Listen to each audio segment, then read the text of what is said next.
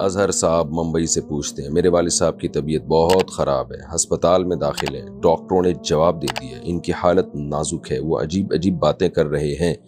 وہ مجھ سے کہتے ہیں کہ مندر میں پیسے ڈونیٹ کرنے ہیں، چھوٹا مندر گفٹ کرنا ہے، تو یہ باتیں بیماری کی وجہ سے ہو رہی ہیں یا اللہ کی طرف سے کوئی نشانی آ رہی ہے؟ ان کے لیے دعا کی درخواست ہے۔ دیکھیں، آپ کے والد صاحب کو اللہ شفا عطا فرمائے۔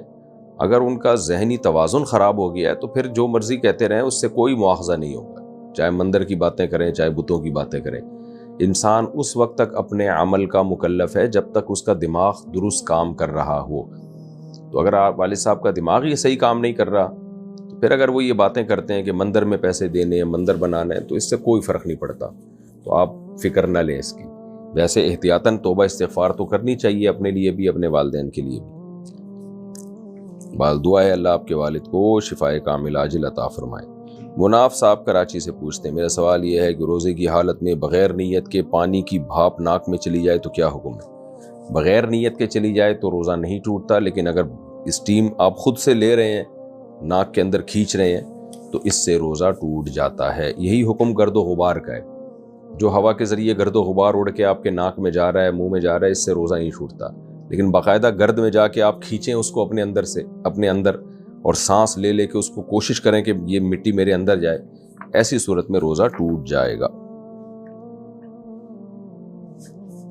پاکستان سے کسی نے پوچھا، ایک شاپنگ مال میں جاب کرتا ہوں، وہاں لڑکیاں بھی جاب کرتی ہیں، ان کا لباس بہت خطرناک ہوتا ہے، میں اپنی نظر کو بچانے کی بہت کوشش کرتا ہوں اور استغفر اللہ کی تسبیح بھی کرتا ہوں، لیکن اکثر ابلیس کی اولاد مجھے بہکا دیتی ہے۔ تو ابلیس کہاں ہوتا ہے اس ٹائم پہ بھائی، جب اولاد بہکا رہی ہوتی ہے؟ اس سے میرا ایمان خراب ہو جاتا ہے، تو رہنمائی فرما دیجئے کیا کرنا چاہیے؟ بھائی صاحب، یہ آج کل بڑا مسئلہ ہے۔ ان لڑکیوں کے جو ہے نا مرد بغیرت ہوتے ہیں اصل میں، جو اس طرح سے جنرل سٹورز میں ادھورے لباس کے ساتھ جاب کر رہی ہوتی ہیں۔ جاب بھی عورت کے لیے کرنا پسندیدہ کام نہیں ہے، اصل تو مسئلہ یہ ہے، کمانا اللہ نے مردوں کے ذمے لگایا ہے، عورت کے ذمے کھانا ہے، کمانا نہیں ہے، گھر سنبھالنا ہے۔ ہاں مجبوری ہو تو جاب کر سکتی ہیں، لیکن پراپر ڈریس تو ہو نا اس میں۔ تو کسی مجبوری میں کوئی لڑکی جاب کر رہی ہے وہ ایک الگ بات ہے، مرد حرام ہیں، وہ اپنی ذمہ داری پوری نہیں کر رہے، تو ایک الگ بات ہے۔ باقی یہ کہ اسلام نے کتنی عزت دی عورت کو، کسی کی بیوی بنا کے گھر میں رکھا ہے، بچوں کی تربیت کرے، وہ بچوں کی ماں بنے اور شوہر کی بیوی بنے، اور جو ہے وہ ایک خاندان کی بھابھی اور نند بنے، تو ایک پورا ایک اللہ تعالیٰ نے ایک رشتوں میں جوڑا ہے۔ ہم نے کیا کیا، عورت کو گھر سے باہر لا کے بس جنرل اسٹوروں کی زینت بنا دیا اس کو، وہ باس کی نظروں کا بھی نشانہ بنی رہتی ہے، تو اور جو حالات ہیں وہ سب کو پتہ ہی ہے۔ تو عورت کی عزت گھر کی چار دیواری میں ہے، اگر مجبوری میں جاب کرنی ہے تو پورا پراپر ڈریس استعمال کرے، وہ پراپر ڈریس پہنے وہ۔